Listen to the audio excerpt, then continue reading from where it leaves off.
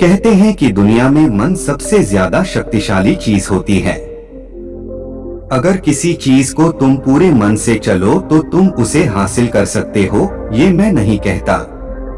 ये सभी महापुरुषों का कहना है, लेकिन अगर ये सत्य है, ये सच है, तो जो हम अपने मन से चाहते हैं वो हमें हासिल क्यों नहीं होता है? भाई, कोई भी इंसान अपने मन में दुख तो नहीं चाहेगा, लेकिन वो रहता तो दुखी है। हर इंसान अपने मन से तो कामयाब होना चाहता है, खूब पैसा कमाना चाहता है, लेकिन फिर भी वो कामयाब नहीं होता। भला ऐसा दुनिया में कौन इंसान होगा जो अपने मन में ये चाहेगा कि मैं नाकामयाब रहा हूँ या मैं पैसा ना कमाऊं? सोचने की बात है तो इसमें दो चीजें निकलकर सामने आती हैं। या तो वो महापुरुष गलत थे जिन्होंने ये बात बोली कि मन से चाहिए कोई चीज हासिल हो जाती है, या फिर हम गलत है।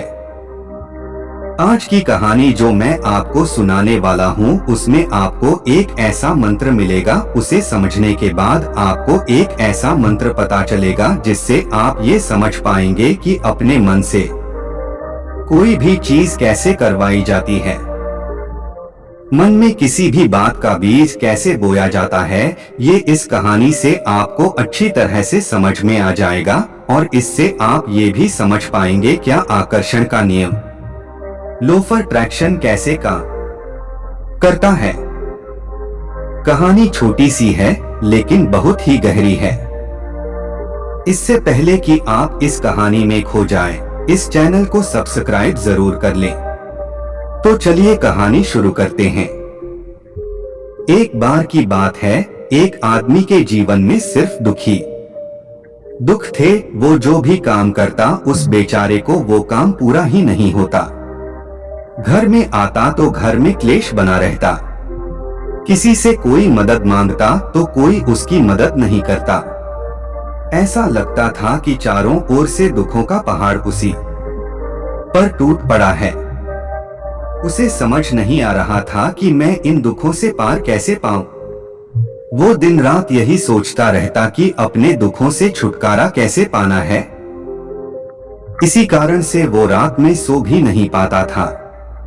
उसकी आंखों के नीचे बड़े बड़े काले घेरे बन गए थे, जो इस बात का प्रतीक थे कि वो आदमी कितना दुखी है और कितना चिंतित है। कभी कभी तो उसके मन में आत्महत्या करने के भी ख्याल आते थे, लेकिन अपने परिवार की चिंता करके वो ये कदम नहीं उठा पाता था। वो इतना दुखी हो गया कि उसने निर्णय किया कि वो इन दुखों से छुटकारा पाकर रहेगा। इसके लिए चाहे उसे कितनी भी मेहनत करनी पड़े, कुछ भी करना पड़े, चाहे अंगारों पर चलना पड़े, लेकिन इन दुखों से छुटकारा हासिल करके रहेगा। ऐसे ही एक दिन उसने अपने मित्र से पूछा कि मैं अपने जीवन को कैसे सुधारूं। उसके मित्र ने उसे बताया कि तुम किसी बाबा के पास जाओ। बाबाओं के पास ऐसा मंत्र होता है जिससे सारे दुख मिट जाते हैं, जीवन खुशियों से भर जाता है और धन संपदा भी हासिल हो जाती है। तुम किसी ऐसे बाबा को ढूंढ लो, बस तुम्हारा काम बन जाएगा।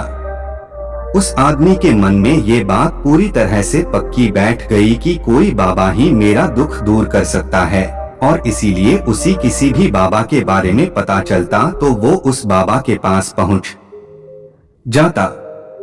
वो उस बाबा को अपनी समस्या बताता और उससे उसका समाधान पूछता और कहता कि बाबा, मैं कुछ भी करने के लिए तैयार हूँ, लेकिन मेरी इन समस्याओं से मुझे छुटकारा दिला दीजिए। आप जो कहेंगे मैं वो करूँगा, लेकिन मेरे जीवन को सुधार दीजिए। बाबा उसे कुछ टोने टोटके बता देते थे करने के लिए, और बदले में दान दक्षिणा ले लेते थे कि ये टोना टोटका करने के बाद तुम्हारे घर में सुख शांति बनी रहेंगी। बस इस टोटके को पूरी विधि के साथ करना। वो आदमी घर लौटकर पूरी विधि के साथ टोने टोटके करने लगा, लेकिन बहुत टोने टोटके करने के बाद भी उसके जीवन में कुछ बदलाव नहीं आया। इसके विपरीत उसका जीवन और ज्यादा दुखी हो गया।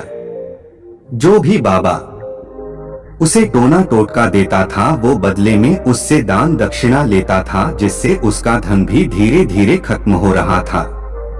इससे उसके जीवन में दुख और ज्यादा बढ़ गए। तब उसे लगा कि बाबाओं के पास जाने से तो मेरे जीवन में दुख कम होने की बजाय बढ़ती ही जा रहे हैं, तो मुझे क्या करना चाहिए? बाबाओं के पास जाऊं या ना जाऊं? फिर एक दिन एक आदमी ने उसे बताया कि तुम अपने घर में किसी पंडित को बुलाकर हवन करवा लो। हवन होगा, घर शुद्ध हो जाएगा, कोई भी बुरी ऊर्जा होगी घर में तो वो घर से बाहर चली जाएगी। किसी पंडित को बुलाकर पूरे विधि विधान से मंत्रोच्चारण कर आओ और हवन कर आओ, जिससे घर में सुख शांति आए।